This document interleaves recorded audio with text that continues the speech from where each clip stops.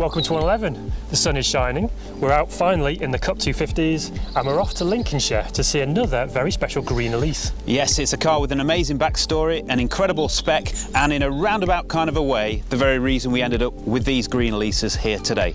So let's go.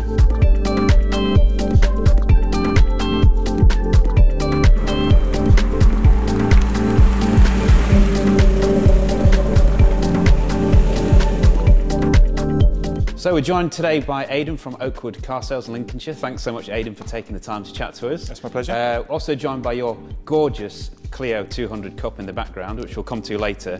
But the main event is right here, your amazing S2 Elise. And I've got a bit of an interest to declare before we go any further, because this actually used to be my old Series 2 Elise, didn't it? Yes, it did. It did. So, this car's got a pretty amazing backstory, pretty great spec. Why don't you tell us a little bit about this car and what makes it so special? Okay, so this is a 2002 S2 111S, so that means it's got the K-Series engine, it's got the higher VVC output, so 158 brake horsepower. This was actually a development car for Lotus, so it was used to sort of iron out any of the weaknesses and the other sort of components and to improve things. So yeah, so it was owned by Lotus. It was painted in electric green, which was a development colour, so it was never actually put into sort of mass production, which makes it quite special and quite unique. And because of the colour, they nicknamed it Kermit, so obviously that name has always stuck. Hence the Kermit number plate, yeah, absolutely. So yeah, the name Kermit has stuck with it. So yes, it was owned by Lotus for a few years initially, and then it got sold on the open market. That owner did a couple of bits and pieces to the car, so he's added Exige rear lights, the raised Lotus lettering on the back. Yeah. Owners after that have added kind of other bits and pieces like a Larini exhaust and other things. Yeah. I came to the car because I had an S2 111S previously that I sold and instantly regretted when I sold it. So I put a wanted advert on one of the Facebook groups, one of the Lotus groups, and somebody replied, the guy who owned this car, and said that he had a really rare electric green S2 Elise. And as soon as I saw the words electric green, I knew I had to have the car. And interestingly, I thought that I knew the car anyway because I'd seen it on previously on some of the forums, and it was the actual car. So we had a few conversations, and I bought the car, and it's with me now. First impressions? I know it's not exactly been driving weather. No, it's not the best time to buy a Lotus, but absolutely fantastic. I absolutely love it. It's it's absolutely amazing. I mean, I've had a couple of Lotuses. They're great cars, but this one just really feels really special. Yeah, this is an awesome car. How does this compare to other kind of driver-focused cars? I don't think it can really compare because it's just so raw.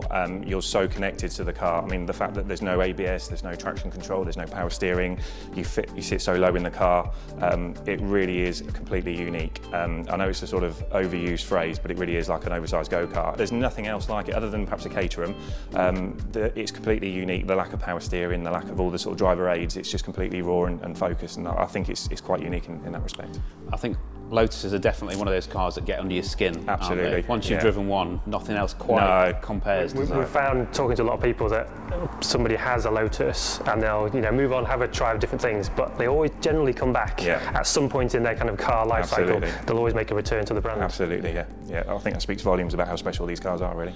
Yeah, I mean, I owned this car for 4 years and only really sold it because I had to. And I think in many ways, this car's responsible for this car, because when I sold that, just because it had that uniqueness to it, it was part of the Lotus story, being a development car. I kind of wanted something that was kind of would tick those boxes as well, really, which hopefully the final edition does. But this is definitely a very special car. I will say, driving in and you seeing it for the first time, you did look a little giddy, I have to say. On my face. You did, yeah. No, it's fantastic. And obviously a huge difference in terms of the power outputs of these cars. But I'm a strong believer that all Elises are pretty much as quick as each other. On a twisty B road, they were all as fast as each other. In fact, we went for a run, didn't we, a few weeks back with M-Lock, and we were following the guy in a 111S. And I'll be honest, I was struggling to keep up with it. Because if you know the roads and you know your car. So obviously you work in the car industry. I do for my sins, yeah. And what kind of cars do you kind of specialise in or prefer to? Well, being a petrol head and a car enthusiast, I try and buy my cars through sort of enthusiast eyes. So I always look for low mileage, low owner, well looked after cars with good provenance and good history.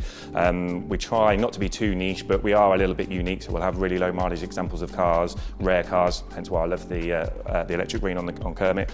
So just well looked after, good reliable cars. We sell a lot of MX-5s because we think they're really reliable and they're fantastic. So yeah, just anything that's low mileage and that's being well looked after. And you've got a bit of an affinity with Renault Sport as well, haven't you? Yeah, if anybody knows me, they know there's always a few Renault Sports sort of kicking around the place. I absolutely love them. A bit like Lotus, I just think they're fantastic. They're such great drivers' cars.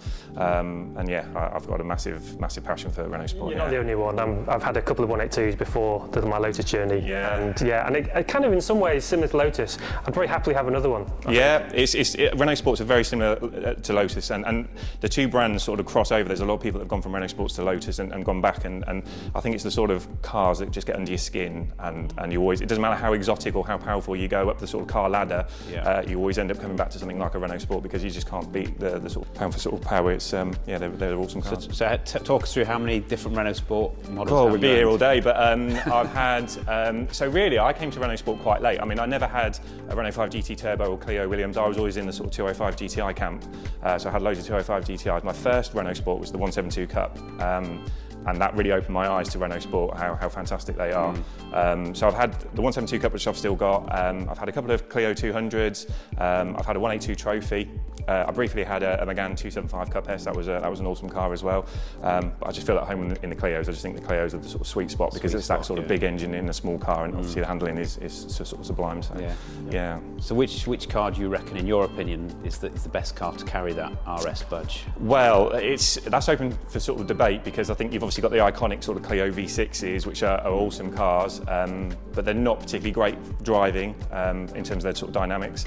I think for me, the sort of most special Renault Sport has got to be the Megane R26R for the fact that it came with the sort of factory roll cage, you know, the polycarbonate windows, the fact that it set the record for the Nürburgring for a front-wheel drive car, harnesses. I mean, the list goes on. It's such a special car. Yeah. I've never had the sort of the privilege of owning one, but that is sort of a bucket list car that I'd like to own. But for me, sort of personally, there is something really special about the 172 Cup, and even having had a 182 Trophy, I think the 172 Cup is just so raw because there's no ABS, there's no traction control, there's no air conditioning. No toys, is there? They went to the effort of making the glass thinner, there's no sound deadening. It's just such a raw, special car, and it's got the big engine in a small car. It's just such a great little package, and to me, that will always hold a sort of special place in my heart. I suppose kind of Renault Sport cars of that era and the Lotus Elise, they kind of, I guess, would typify what you call like the modern classic, and that kind of car from, you know, late 90s, early 2000s, which I guess is the kind of cars that we grew up with, our kind of generation.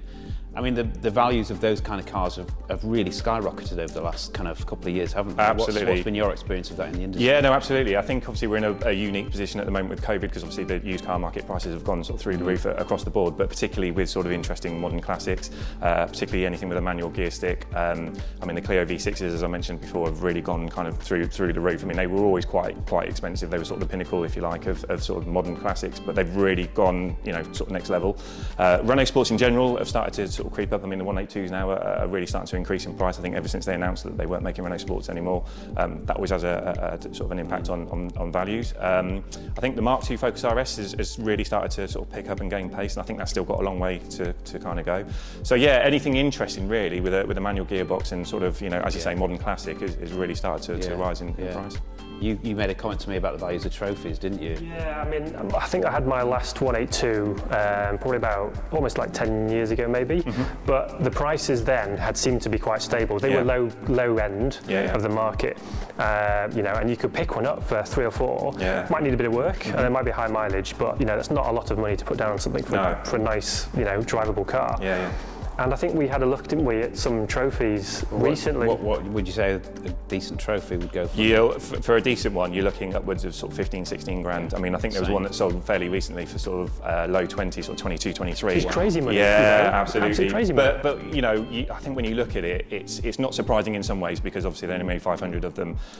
It's well regarded by the sort of motoring press. It is a great car to drive as well. So it's that sort of, it's just supply and demand, isn't it? It's, you know, as the nicer ones become sort of few and far between, obviously that drives the prices up. So, but we've obviously seen a similar trend with the Elises, haven't we? With absolutely. Which is why I was quite keen to get Kermit when I did, because I just knew that sort of prices were going to sort of go up. Keep so going up. yeah, absolutely. To be honest, yeah, no, absolutely. And especially to be honest, in the last sort of six to sort of 12 months, the price of S2s have really sort of have gone up quite significantly. I mean, I sold an S2 111S about a year or so ago, and it'd probably be worth quite a bit more sort of now. So the prices of those have really gone up. So yeah.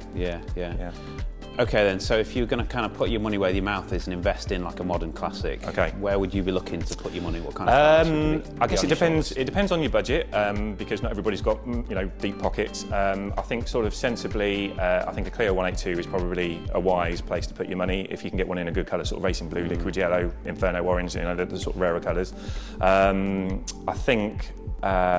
I think the R53 Mini Cooper S is a little bit of a curveball. I think prices haven't really. I mean, you'll always pay a bit more for a GP or a John Cooper Works, but I think the Mini Cooper S, I think, is sort of under the radar at the moment, and prices haven't quite picked up yet. So I think now is the time to get in on one of those. I still think there's a massive way. If your budget is a little bit bigger, I think the Mark II Focus RS has still got a massive way to go. I think you could pick them up sort of 20-ish. Now they're sort of 30, 35 for a nice one. Wow. I think they're going to go to sort of 50, 60. I think so. Yeah. That's where my money would go. Early Boxsters, I think, are a good value at the moment, and I've got a hunch that if you've got even deeper pockets, I think the manual Audi R8, the V8, the early one, I think will be quite sought after in years to come, and I think that's still quite undervalued. Yeah. So I think if you've got sort of somewhere to put it and you're prepared for the odd sort of large bill, I think that would be. And obviously Lotus, I can't sort of go without saying Lotus. I think there's still quite a way for them to go in prices. Elises and Exeges. Yeah, still got quite a way to go. Yeah, absolutely. Yeah. We've got fingers crossed. So, I mean, obviously, beyond 2030, if things pan out as the government's saying they are, we won't be able to buy petrol cars anymore. What impact do you think that's going to have on these kind of cars? I've got my doubts that will actually happen, knowing the government, but let's assume that it does. I think it'll be a long time before there's a complete transition from petrol cars to electric cars, because they're not practical for everybody. There's obviously still a massive gulf in price to an electric car. They're quite expensive. And the infrastructure's not there either. Exactly that. So I think it's going to take a long time for it to really filter through down into the used car market. But I particularly think that anything with a manual gearbox or a special engine, so flat 6, V6, V8, anything interesting sounding. That's why I come back to the Mini Cooper S, because of the supercharged engine. I think people will crave the analog experience, the manual gearbox, and just an engine that sounds great, because you just can't replicate that with an electric car. So I think anything interesting, anything that's sort of driver focused will probably go up in value, and there will be a real demand, albeit a slightly smaller market, because not everybody's a petrol head, I get that, but I think that the ones who like cars and like engines, I think prices will go up for whilst we can still get petrol and we can still drive them on the roads. Awesome. Well, thanks so much for your time, Aiden. No, it's a pleasure. We've spent a bit of time chatting about these cars. I think we ought to actually get out and enjoy them and have a drive. Sounds great.